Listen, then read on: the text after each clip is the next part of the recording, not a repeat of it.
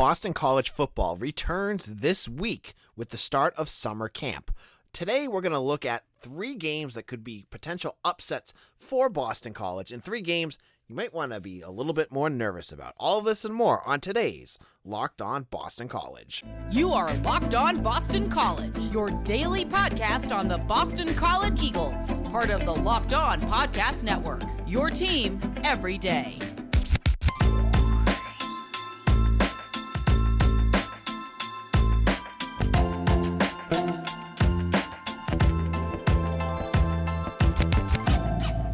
Hey folks, this is AJ Black. You are now listening to the only daily Boston College podcast out there. We do this 5 days a week. We're doing this from now on until May. 5 days. You can count on Boston College news and analysis. You ain't going to find it anywhere else. All right, so this week on Friday, Boston College football opens up their summer camp in preparation for the 2022 season. And I was thinking about some of the things that we could talk about, and we've got some shows coming up. We're going to talk a little bit about some of the battles going on in camp. But today I want to look at the schedule up ahead. You know, a lot has been made of, you know, where BC has been placed. They were placed 6th by the ACC media. And I'm going to look at 3 games today that I think they could potentially pull off an upset based off of better lines and being an underdog. And 3 games might be a little bit tighter than maybe what we are expecting.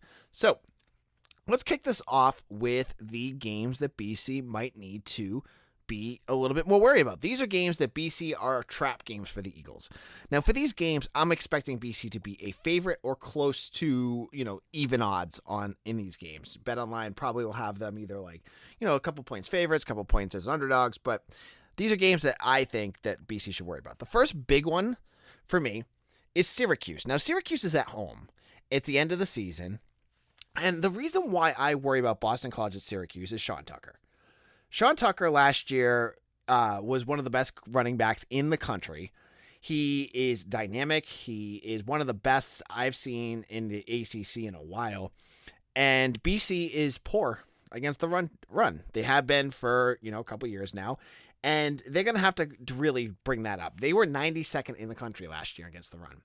And what worries me most about this game, and why I put this as a big-time upset alert, is I expect Syracuse to be near the bottom of the conference. I think they're not, other than Tucker, I don't see them as being a top team in the ACC Atlantic. I think BC should be better than them. Just my prerogative, my perspective on this, right? I think this game lines up poorly for where BC and Syracuse play. First of all, it's in Boston College. It's in believe it's the Thanksgiving weekend, so it's gonna be cold, which always favors running teams. It's going to be again Thanksgiving weekend, so you know the student fan base is not going to be there. It's going to be quiet, and at the end of the year, and just the way that the schedules kind of line up, and how football just ends up, you know, playing out. There's always injuries. So you could be playing, as we saw last year with the Wake Forest game, you know, lots of backups. There could be guys out for the season, big defenders that you need. That is a major worry going against a guy like Sean Tucker, because if you can't control him, Syracuse can control the pace of that game and they can win. So they are my first game I think of as an upset potential. Now, my second game I'm going to pick because I don't think BC will be a favorite in it. I'm actually guaranteeing they won't be a favorite in this game. But I think BC should beat this team just based off of where the two programs are at and throw away the Vegas odds. And I think BC is in trouble, in for a bit of a challenge, and that's Virginia Tech. Now, BC beat Virginia Tech last year. They beat him during the Red Bandana game. That was the big game where Phil Jakovic came back. After the season, Justin Fuente was fired. They brought in Brent Pry from Penn State, and they look like they have the ship going in the right direction. That being said, Virginia Tech lost a ton of talent in the transfer portal. They lost, you know, they don't have much at the quarterback position. They don't have much on both sides of the ball. That being said, what scares me the most about this game and why I put it as an upset potential, because I think BC should beat Virginia Tech. If you're giving me like where I think games should go, BC, even at Virginia Tech, should win. What changes this, though, is the unlucky draw that this is a night game, because Blacksburg turns into a house of horrors for whoever plays there whenever it's a night game. And it, you know, the Virginia Tech faithful get crazy. The stadium's louder than any stadium that BC will play at this season. And I think that's going to be trouble. And the big problem, I think, with the fans are going to make it harder on is that offensive line. BC's offensive line will play a Virginia Tech defensive line that should be pretty good. And it's the second game of the season in a very hostile Blacksburg crowd.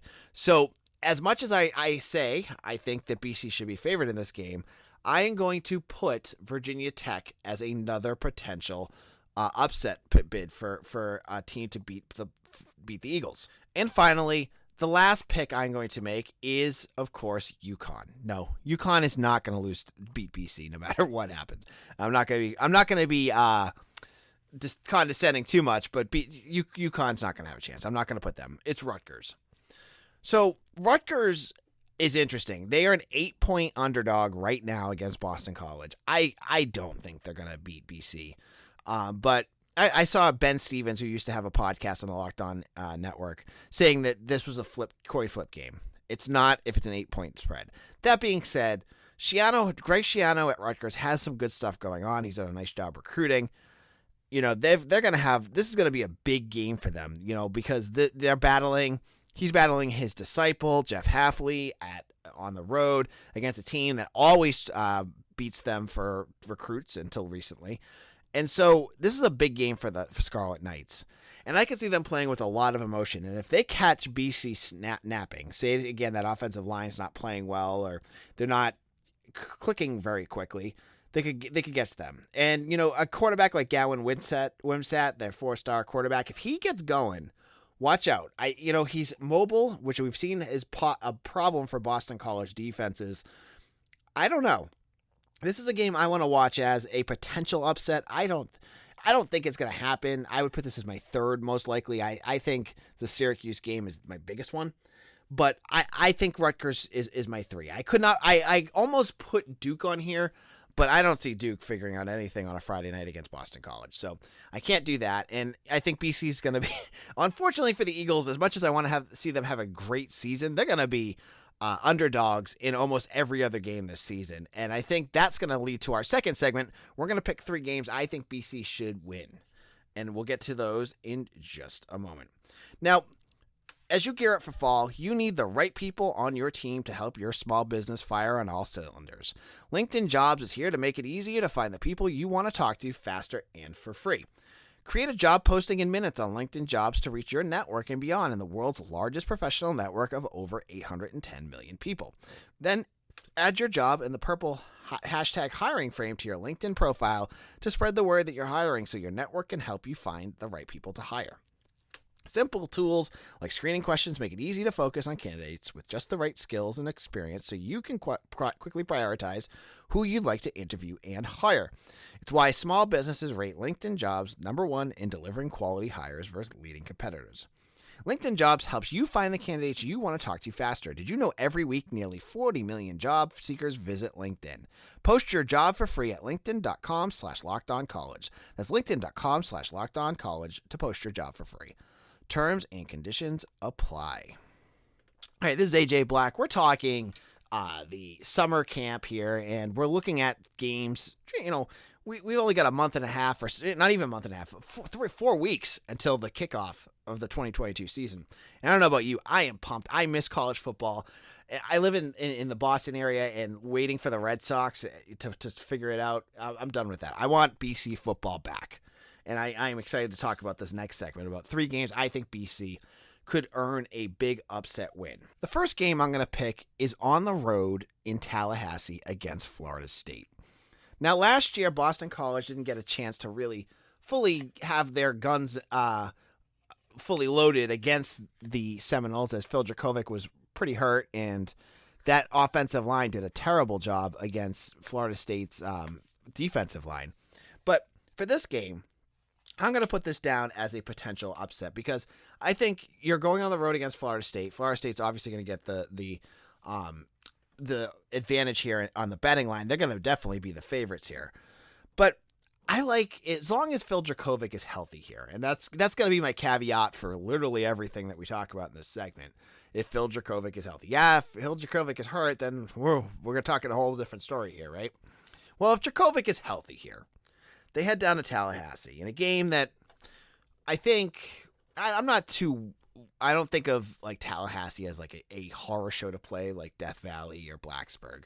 I think it's more of a every game I've ever watched there up since the Jameis Winston era has been pretty tame. So you head down there.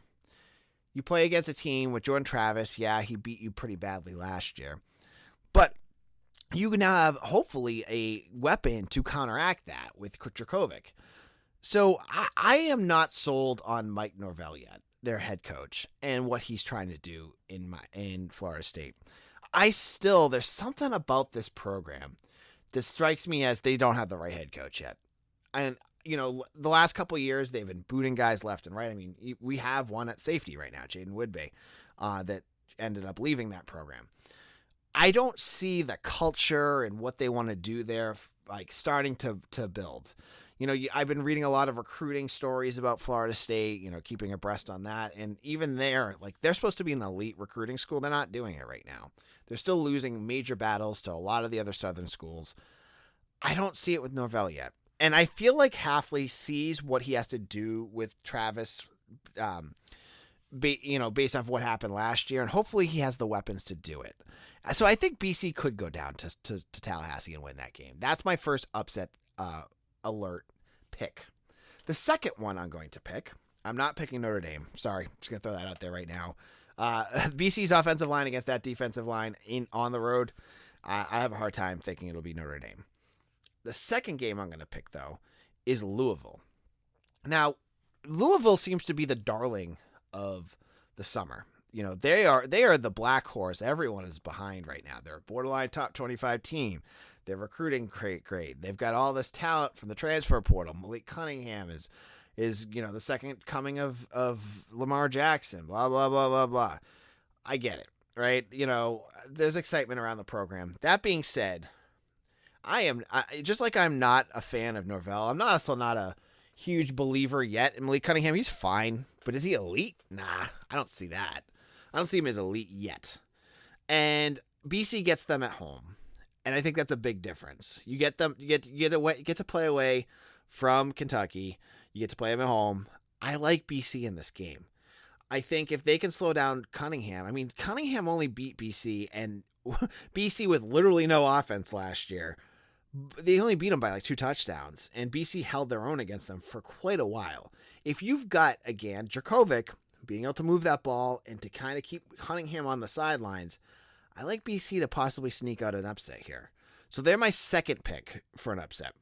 And my top pick, my pick du jour, and I hate putting this one out there. I'll give you a quick story to go along with it. I was on a Clemson podcast, or Clemson radio show, actually, when I was up in New York on vacation 2 weeks ago. And the guy was going down the schedule with me. He goes, yeah, I look at your schedule and I see, 10 games that you could possibly win. They're coin flip games. And then 2 games you have no chance against, Clemson and Notre Dame. And I said, hold on a second. Boston College has lost against Clemson twice in the last 2 years in Death Valley by 6 points in each game. They're playing at Chestnut Hill in a night game during the Red Bandana game. And he didn't know what the Red Bandana was, which is honestly fine. I love to tell the story about it because that's kind of the point of all this, right? It's not his fault. Like, get to learn it. And, he was like, wow, that's really cool. Well, my point being, this year, more than any year, Boston College has that chance to pull an upset here because Clemson is not perfect this year. Their defensive line is the biggest concern and my biggest reason why I'm really concerned about picking this, because if BC's offensive line doesn't have the game of their life, that group of Miles Murphy, Brian Brees, all those guys up front, they're going to be a major issue. But if BC can hold their own there, I like their chances of potentially pulling off an upset here, and I'll tell you why. I still do not believe in Clemson's offense. Will Shipley's a good running back, and maybe DJ Uiagalelei is going to figure something out here. But, man, if he doesn't, not having a quarterback is a major issue, as we saw with BC against Clemson last year, where 2 teams really didn't have a quarterback.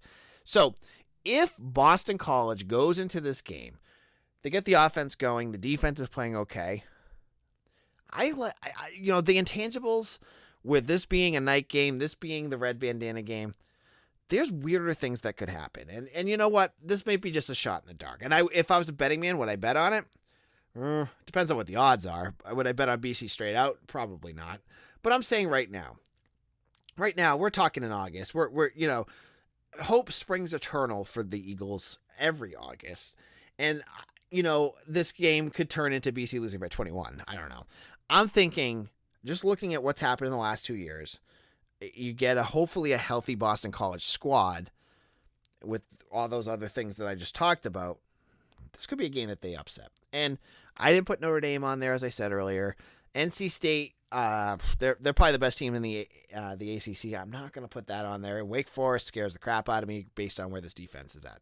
So that's where I'm at. Do you agree with me? Do you think there's an upset game that you think is a better choice for Boston College? Hit me up at Locked On ACC. I'd love to hear what you have to say. Now, in our final segment, I'm going to get into the start of summer camp, what to expect, and maybe a little bit about some things to watch for as we head into the weekend. Now, BetOnline is the fastest and easiest way to check in on all your betting needs. Find all your favorite sports and events at the #1 online source for odds, lines, and games. Find reviews and news for every league, including Major League Baseball, NFL, NBA, NHL, combat sports, esports, and even golf. BetOnline continues to be the top online resource for all your sports wagering information, from live in-game betting, scores, and podcasts. They've got you covered. As I said, we're talking about BC football here. If you want to get in, the odds are 6.5 wins for BC. If you think they're going to do better than that, you can head over to BetOnline and put a little action down right now. So head on over to BetOnline today or use your mobile device to learn more about the action happening over on the site. So head on over to BetOnline, where the game starts. AJ Black here. Happy Monday. I hope you've hit that subscribe button to Locked On Boston College on YouTube. As I've said, it only takes 5 seconds. We're going to have extra episodes that you're not going to find on the podcast. And what I liked about the YouTube page is if you liked interacting with other BC fans or trolls trolling Boston College, our comment section for some of our videos are pretty active with some great commenters. So all you have to do is go over to YouTube, hit that subscribe button. It is absolutely free. So all you have to do is hit that subscribe button. You're done. You're going to be getting more Boston College news than you're going to get anywhere else. I guarantee that. All right. So this week, Friday, August 5th, Boston College kicks off their summer practices as they get ready for their opener on September 3rd against Rutgers. For many of us, this has been this is really the kickoff for college football. You're going to start getting your daily reports from Boston College football athletics. You're going to see press conferences with Jeff Hafley, Phil Dracovic, Zay Flowers, all the leaders on the program, even the assistant coaches that you don't see during the regular season. You got media day. There's a lot to get excited about. So what do you expect for summer camp? So first of all, Friday, that's the first couple practices. I'm sure you're going to hear Jeff Hafley talking a lot about taking it slow. They're going to get into things really, not slow, but in terms of physicality, they're not going to get in there big. So you're going to see guys without pads. They're going to starting to look at installing different parts of their playbooks as the weeks progress. So you'll start, with red zone offense, red zone defense, situational third down drills, tackle drills, all kind of things like that. That's going to kind of kick off the beginning of practice. Then you're going to have a handful of scrimmages in between. That's interesting to see what they choose to do with scrimmages this year. Interestingly, under Steve Addazio, he left, he had, I believe, a couple scrimmages that were open to the public that you could go and watch. Hafley's are locked down like Fort Knox. Last year, I don't even think the media could go to it. I didn't go last year because of some COVID issues, but it'll be interesting to see if he lets the media in this year. But that's a good chance to see situational football, seeing how the ones and twos kind of gel together. But as I said, I'm going to be going to some of these practices. I'm going to be going to some of these press conferences. So you'll hear me. You'll probably hear my voice on some of those audio and video files, and hopefully I asked you some questions that you're going to get to know. But what you should not expect, and I'm going to tell you straight out right now, is if there's things like specific types of plays or really big surprises that we get to watch during a part of the availability, I cannot tell you about it. I'm going to tell you flat out right now, okay? That's the easiest way for me to get my my credentials yanked. So I could tell you, hey, Jack Conley looks great out there with the ones. I could tell you, these 5 offensive linemen played with the ones. But if, I see that there's a certain type of play where, Xavier Coleman's doing X, Y, and Z, I cannot tell you about that. So there'll be certain things. And just to kind of, in the years past, I'm not sure how they're going to do it this year. BC is pretty stringent on how much practice the media gets to see. So don't expect me to give you like hours of practice breakdown. Like the NFL guys, they get to go to practice for like 2 hours. Sometimes we get like 20 minutes, half hour, and sometimes they're just doing like tackling drills. So don't get too bad about that. And hopefully BC they do a nice job of giving you some details as well. But even after all that, we're going to get a chance to talk to the coaching staff. I credit to Jeff Hafley. He's usually very honest. He'll tell you what guys are looking good, and things like that. The other piece I probably won't be able to tell you about, but if I see it, I'll try to get the coaches to talk about it, is injury stuff. Usually they're pretty guarded on that. And I can't break, what's not allowed and what things like that. So just to give you a little bit of heads up, so you know what to expect on my reporting on practice and what you shouldn't expect, because I'm going to try to do what's not going to get my butt kicked out of practice. I'm telling you that right now. So, but you know what? You're going to get some good insider BC info from me, and I think you're going to really enjoy that. And we're getting closer and closer to the Rutgers game, so keep your eyes on our podcast feed. Keep your eyes on my Twitter feed at AJBlack_BC. And if your friends are talking about the start of the season, they're getting excited, tell them about this podcast. Say, hey, check out Locked On BC. It's a daily BC podcast. It's 20 minutes. It's a great first listen every morning.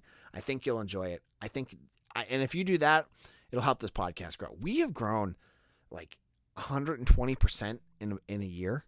And it's great because it's all because of you guys and your dedication to listening to this. And I want to thank each and every one of you that have made Locked On Boston College part of your daily listen. Now, tomorrow, we're going to get into the positional battles that you could expect from summer practice. Where do we expect to see some surprises? Where do we expect to see some really big challenges and maybe some new names that pop up? You're going to want to make sure you check that out tomorrow. This is AJ Black. I am the editor and publisher of Eagle Insider, part of the 247 Sports Network. Check me out there. I'll see you again tomorrow. Take care, everyone.